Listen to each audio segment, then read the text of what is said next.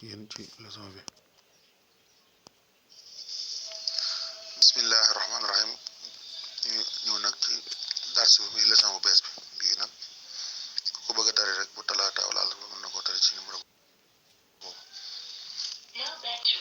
faslun lii bunt la fil imaani ci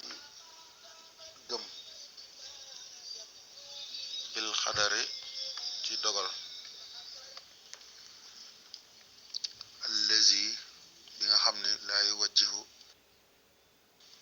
du jëm di ko jëmale ila naasimi ci aji way ji di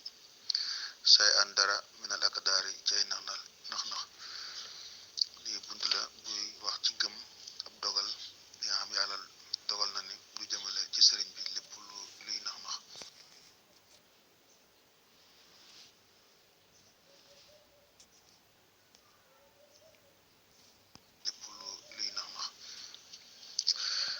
imaanukum